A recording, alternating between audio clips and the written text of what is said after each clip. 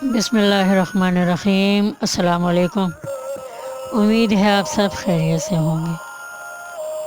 बहुत दुआओं के नतीजे में उनके घर खुशियाँ आई थी। बुढ़ापे के करीब थे जब अल्लाह ताला ने उनकी सुन ली और उन्हें बेटा अता फरमाया। उन्होंने अपने बेटे का नाम ममशाद अलू रखा। ममशाद अलू जैसे जैसे बड़े हो रहे थे उनकी दिलचस्पी दुनिया से कम हो रही थी। बचपन ही से वो गोशनशीन होकर अल्लाह ताला की याद में गुम रहते थे। वालिदैन को अपने बेटे को दुनिया से बेजार देखकर बहुत मायूसी हुई और बलाखिर उनको इस बात का यकीन आ गया कि उनका बेटा दुनिया के काम का नहीं रहा। बाप की ये ख्वाहिश थी कि उनका बेटा उनके कारोबार को संभाले। चूँकि वो बूढ़े हो चुके थे इसलिए उनकी अपने बेटे से ये उम्मीद रखना जायज़ थी, मगर उनके बेटे का दिल दुनिया से और दुनिया के भकेड़ों से बेजार था। वो बुज़ुर्गों की सोहबत में रहने लगा था इस ख्वाहिश में कि उन बुज़ुर्गों से अल्लाह ताला को राज़ी रखने के लिए तरीके सीखेगा। उनके वालिदैन समझ चुके थे कि बेटा हाथ से चला गया। अल्लाह ताला के फरमान के मुताबिक ज़िंदगी गुजारने वाले लोग जो दुनिया के फजूल भकेड़ों से बेजार रहते हैं और सिर्फ़ अल्लाह ताला को राज़ी रखने के लिए अल्लाह ताला की इबादत में ज़्यादा वक़्त गुजारते हैं, ऐसे नेक बंदों के बारे में हम दुनियादारों की सोच ये है कि वो गुमनाम हो जाते हैं। वो दुनिया की कामयाबियों में अपना नाम नहीं बनाते। मगर ये कैसे हो सकता है? एक मुसलमान की ये सोच हो ही नहीं सकती। हम ये गलत सोचते हैं। एक मुसलमान जिस पर दिन में 5 वक़्त नमाज कायम रखना फ़र्ज़ है, गोया एक मुसलमान के दिन का ज़्यादा वक़्त अल्लाह ताला की याद में गुजारना फ़र्ज़ है।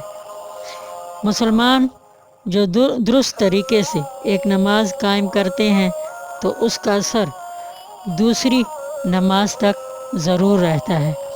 गोया नमाज पढ़ने वाले के दिन का ज़्यादा वक़्त अल्लाह ताला के ख़्याल में ही गुज़रता है।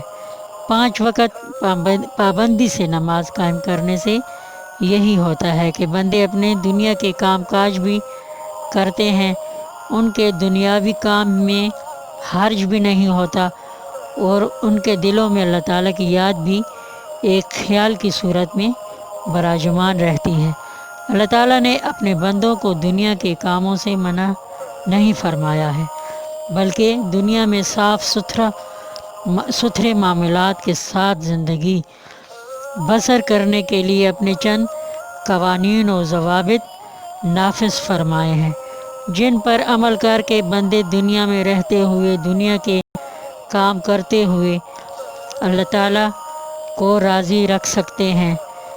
इस्लाम सच्चा दीन है और मुसलमान दुरुस्त मानों में अल्लाह ताला के दोस्त हैं।